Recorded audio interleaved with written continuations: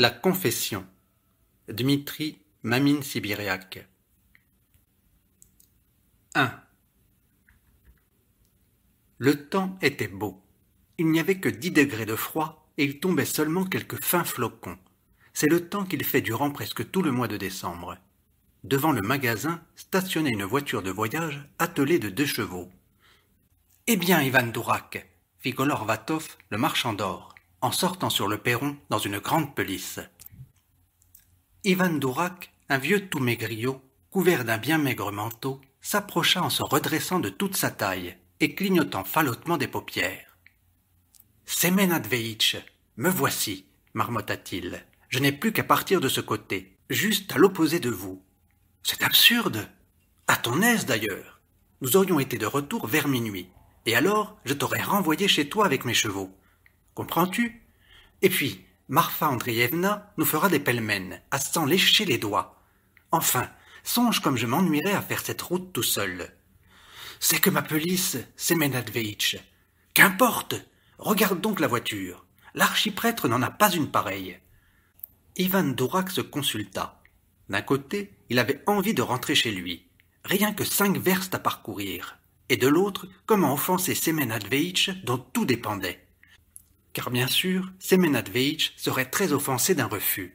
Et alors, il ne donnerait pas la somme promise.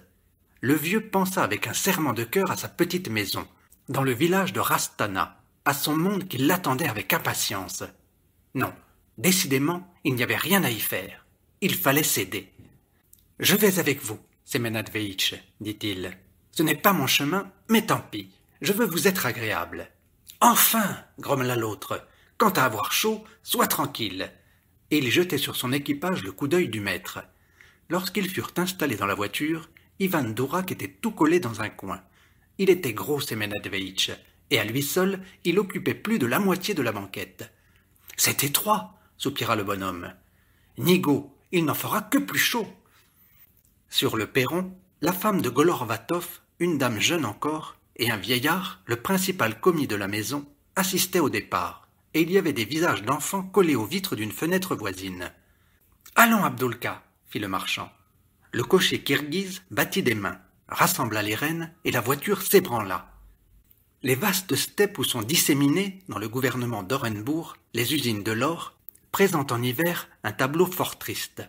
Aussi loin que peut porter la vue, tout est mort. La blanche plaine vous communique une langueur invincible.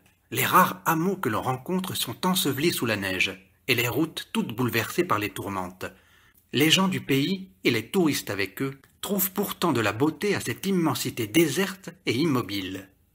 Ivan Dourak s'énervait maintenant, commençant à étouffer dans la voiture. « Patience, disait Golovvatov, 3 heures seulement, et puis les pèlemènes de Marfa Andreevna, et l'eau-de-vie et la Zakutska. » Ivan Dourak passait pour un indigent digne d'intérêt.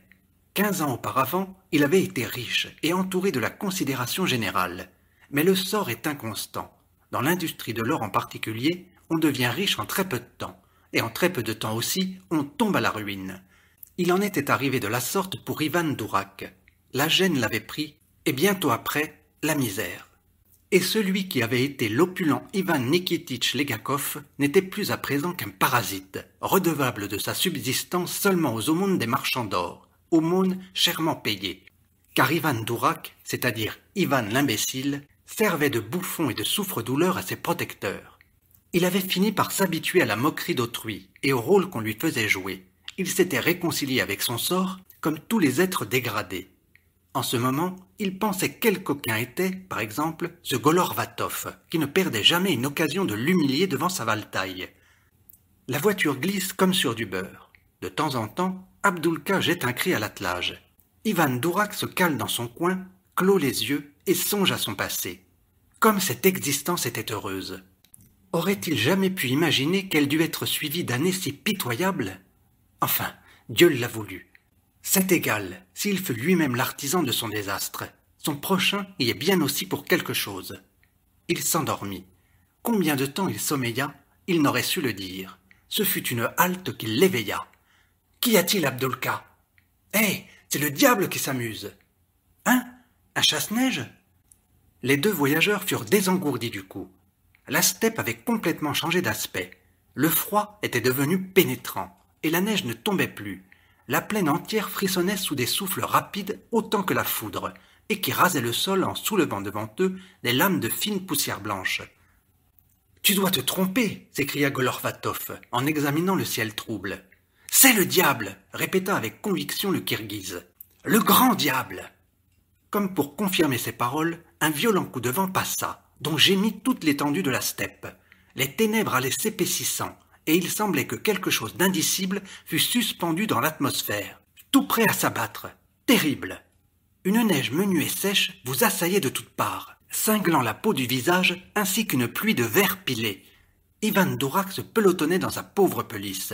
« Il y a de quoi geler !»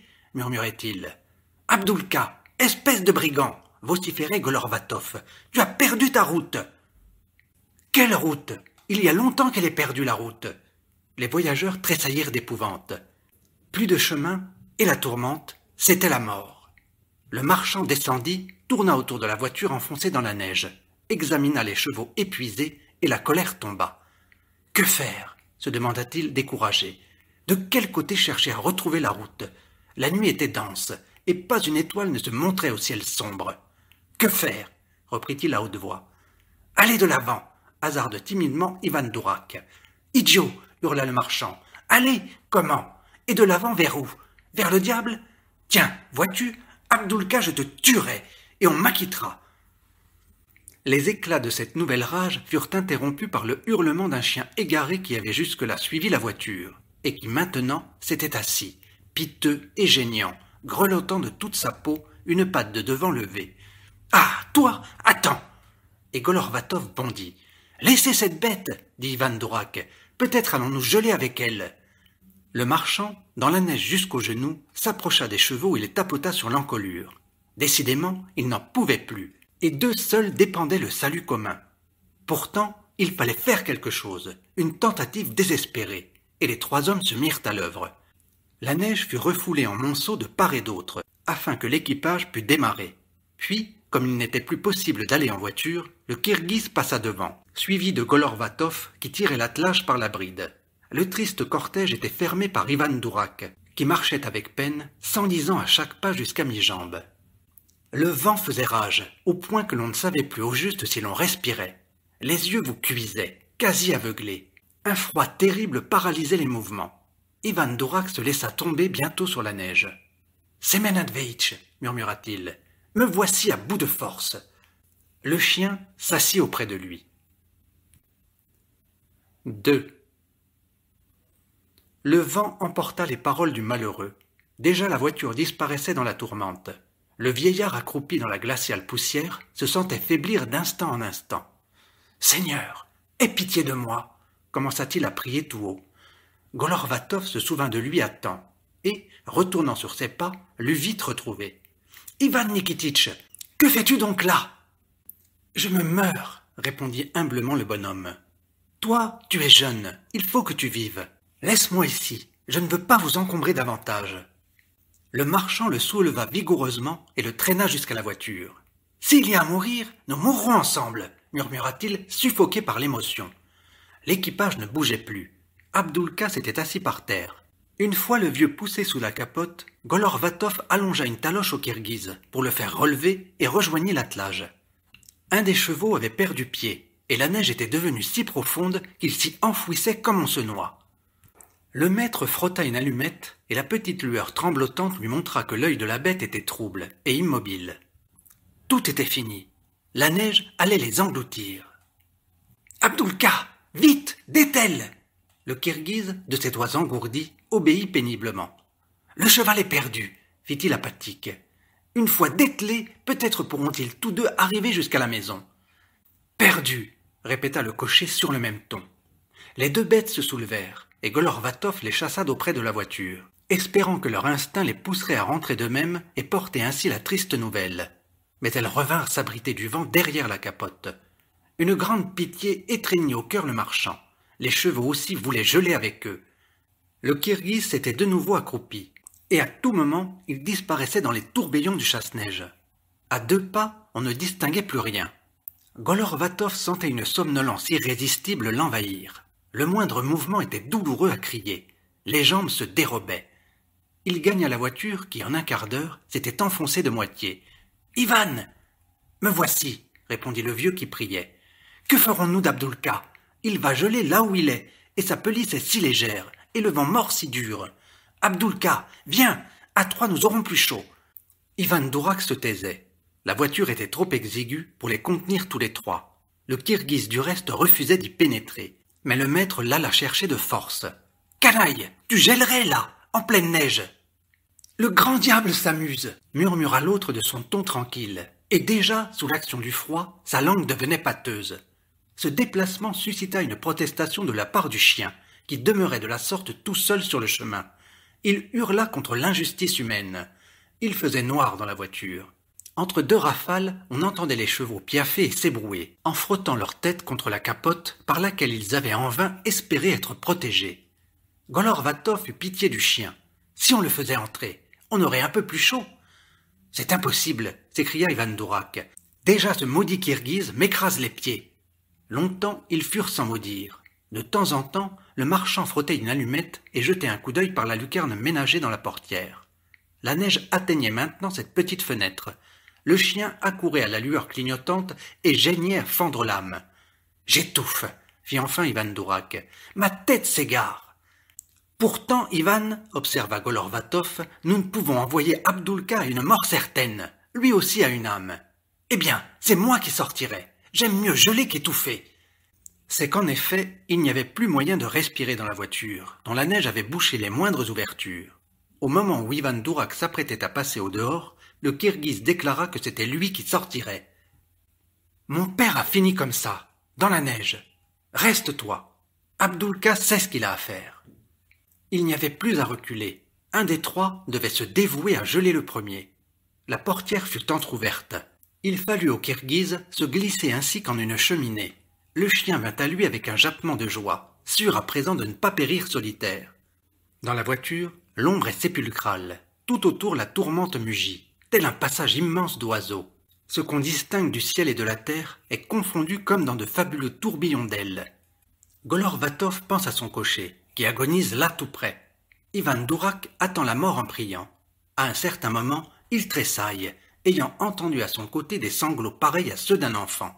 « Semenadveitch, ma colombe, il ne faut pas perdre courage. » Les sanglots redoublent.